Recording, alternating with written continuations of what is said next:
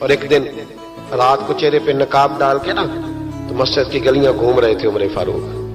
ایک گلی سے گزر رہے تھے تو ایک بوڑھی اماں بیٹھی ہے خیمے میں. بوڑھی کچھ چہرے سے پریشان لگتی ہے. تو حضرت عمر غلام سے کہنے لگے اسے پوچھو کیوں پریشان ہے. تو پوچھا اماں السلام علیکم. وعلیکم السلام. اماں کیا بات ہے؟ تو اماں کہنے لگی جاؤ دوڑو, تمہیں کیوں بتاؤں, دیہات کی سیدھی سادی بی بی, جاؤ بھاگ جاؤ. کہا نہیں اماں مہربانی کرو اندر تو آنے دو. بڑی منت کے بعد اماں مانی. عمر فاروق عام آدمی نہیں جس سے دنیا کامتی ہے. حضرت عمر اندر گئے. اماں کیوں پریشان ہو؟ تو اماں کہنے لگی تمہیں کیوں بتاؤں, میرا اپنا دکھ ہے. چل اماں بتا دے, تیری مہربانی. تو اماں کہنے لگی میں ایک بیوہ ہوں, بے اولاد ہوں, کوئی میرا سہارا نہیں. مجھے عمر فاروق سے بڑی شکایت ہے. میرے اوپر 25 دینار کا قرضہ چڑھ گیا ہے اور 3 دن ہو گئے میں نے روٹی نہیں کھائی, اور عمر نے میری خبر نہیں لی. حضرت عمر کو پتہ چل گیا اللہ وارث ہے, اس کا کوئی 2 4 10 ہزار ووٹ کوئی نہیں.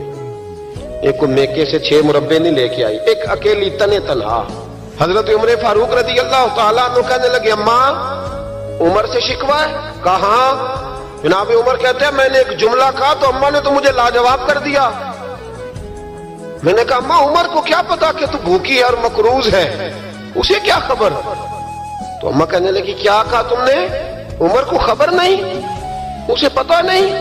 تو عمر سے کہو نا چھوڑ دے حکومت, اس کے حوالے کرے جو خبر رکھ سکتا ہے. کیوں بیٹھا ہے پھر؟ ہمارے حکمران کہتے ہیں ابھی میں صدمے میں ہوں, نکلوں گا تو بات کروں گا. اماں کہنے لگی نہیں خبر رکھ سکتا تو حکومت کیوں کرتا ہے, چھوڑتا کیوں نہیں؟ تو حضرت عمر کہتے ہیں میں کانپنے لگا. دوڑے گئے جناب عمر. میں نے کہا اس اماں کا 6000 ووٹ نہیں کہ اس کی قدر کی جائے. یہ اماں کوئی بہت آکسفورڈ یونیورسٹی کی ڈگری ہولڈر نہیں کہ اس کی بات مانی جائے, کہ لاوارث اور بیوہ بی بی. عمر دوڑے گئے, گھر سے اناج کا تھیلا کندھے پہ رکھا, 25 دینار بھی لیے, پکا پکایا کھانا بھی لیا. خادم کہنے لگا حضور مجھے دے دے میں اٹھا لیتا ہوں. تو حضرت عمر فرمانے لگے چل وعدہ کر قیامت کے دن بھی میرا بوجھ اٹھائے گا.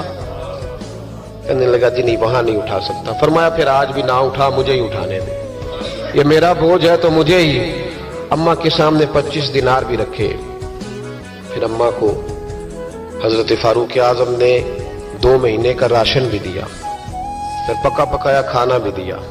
معمولی آدمی کی بات نہیں کر رہا, 24 لاکھ مربع میل کا حکمران.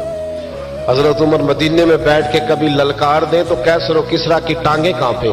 جناب عمر فاروق رضی اللہ کھانا کھلا کے اماں چارپائی پہ تھی تو عمر نیچے بیٹھ گئے. کہنے لگے اماں چل عمر کو معاف کر دے, چل چل جانے دے, کوئی عرض نہیں, بیچارے کو پتہ نہیں چلا. تو اماں کہنے لگی تو نے پھر عمر کا ذکر چھیڑ دیا. بیٹے میرے گھاؤ بڑے گہرے ہیں, میرے زخم بڑے سخت ہیں, کلیجہ پھٹے تو تجھے دکھاؤں کتنی تکلیف میں ہوں. میں تو پکا ہوا پھل ہوں, کسی وقت بھی دنیا سے چلی جاؤں گی. میں نے عمر کو معاف نہیں کرنا. جب میں قبر میں جاؤں گی نا, نبی کریم علیہ السلام آئیں گے تو میں عمر کی شکایت کروں گی.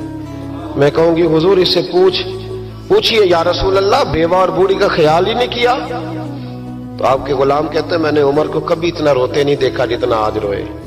کہنے لگے اماں عمر کو میں جانتا ہوں وہ کمزور ہے, یہ شکایت نہ لگانا, وہ کمزور ہے, مقابلہ نہیں کر سکے گا, یہ شکایت نہ لگانا, چل معاف کر دے.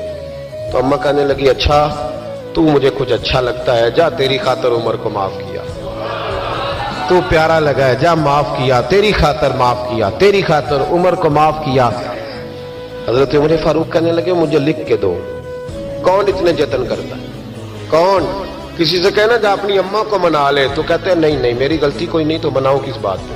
حضرت عمر فاروق کہنے لگے لکھ کے دو, لکھ دو. تو اماں کہنے لگی آپ لکھیں میں سائن کر دیتی ہوں, آپ لکھ دیں میں سائن کرتی ہوں. حضرت عمر نے لکھا فلاں بنت فلاں کو عمر سے شکایت تھی, پھر انہوں نے عمر کو معاف کر دیا. اماں سائن کرنے ہی لگی تھی کہ مولا علی شیر خدا آ گئے, حضرت عبداللہ ابن مسعود آ گئے.